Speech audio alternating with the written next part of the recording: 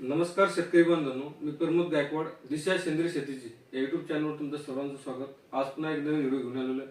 आजचा मुख्य विषय जो आहे तो म्हणजे आता हळद लागवड करण्यास सुरुवात झालेली आहे। बरेच भागामध्ये हळदी लागवड करत आहेत, तर बेने प्रक्रिया केल्याशिवाय हळदीची लागवड करू नका। बेने प्रक्रियेसाठी एसटी नावाचा जो प्रोडक्ट आहे, ग्रीन प्लॅनेट बायो प्रोडक्ट कंपनीचा, या प्रोडक्टचाच वापर तुम्ही बेने प्रक्रियेसाठी करा। या प्रोडक्टचा जास्त फोर्स तुम्हाला का करतोय त्याचं कारण आहे, कारण हा प्रोडक्ट मध्ये नुसतं बुरशीनाशक कीटकनाशक नसून तर याच्यामध्ये मुख्य अन्नद्रव्य, द्वैव अन्नद्रव्य, सूक्ष्म अन्नद्रव्य आणि इतर जे जीवाणू, जे पोषक जीवाणू आहेत, बियाण्यासाठी असतील, बीजसाठी असतील, तर याचा वापर केल्यानंतर त्याचा बराचसा फायदा त्या ठिकाणी होतो।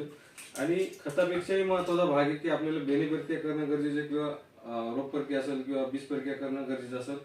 कारण जमिनीमध्ये बरेचसे प्रॉब्लेम आपण बरेच वर्षापासून पाहतो की आपल्या बऱ्याचशा समस्या लागल्या।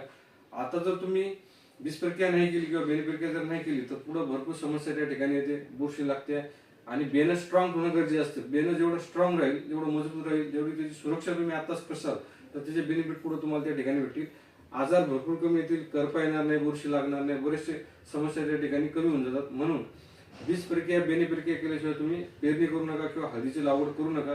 त्यासाठी ग्रीन प्लॅनेट बायो प्रोडक्टचा एसटीचाच वापर करा, कारण याच्यामध्ये सर्व संपूर्ण अन्नद्रव्य जे त्या बेण्यासाठी लागतात ते येतं। कारण याची बेने प्रक्रिया केल्यानंतर रोग प्रतिकार शक्ती त्याची स्ट्रॉंग राहते।